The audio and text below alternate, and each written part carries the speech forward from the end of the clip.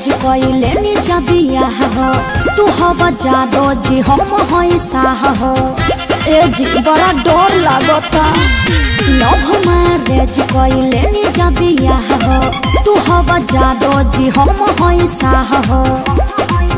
तहरा बाबूजी से बात कइलो चाहिए हो ए जी तनी अपना बाबूजी से बात करी ना रुका लगावता हां लगाई ना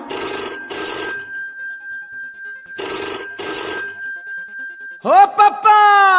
हम बियाह कैला लियो का बियाह कैले लिए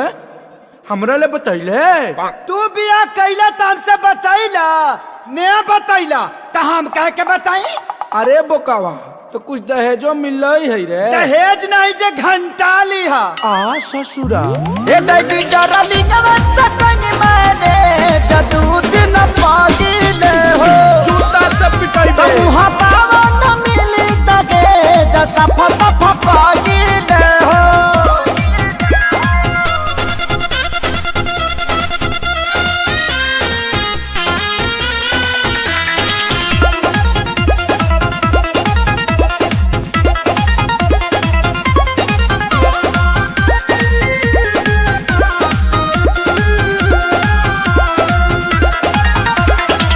एक तो गलती कइले बानी जा हमनी के बरियार हो ऐसन शादी से सुनले बानी टूटेला घर परिवार हो पिताजी एको थप्पड़ न मारी है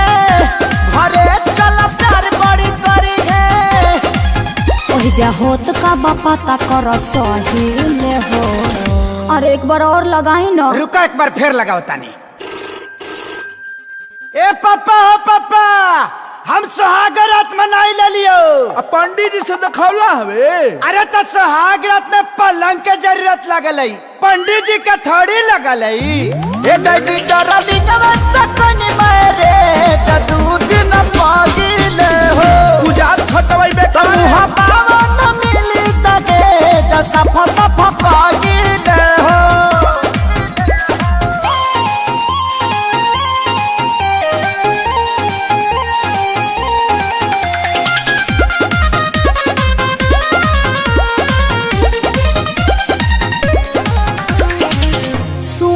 अखिलेश हमार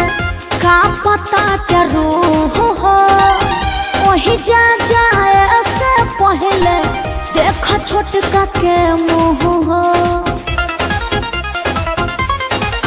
सुन सुन खेसारी के रानी कुछ कोई न कहतानी यह सोची सोची टेंशन में डरे हो हर एक बार लास्ट प्रयास करो रुक जा एक बार और लगावा है ए बाबूजी हो अरे लइको हो गइल का रे हाँ हो गई अरे अभी तो 2 दिन पहले कहता के बियाह कोई हां अरे जियो के ऑफर में डाउनलोड कर ले लाई बाबूजी ए दैडी डरली नवत कनी मारे जदू दिन पागिले हो समूह पावन मिली तगे जसा फसा पागिले हो तोरा डार्लिंग को वार्निंग है घर मत लेके आना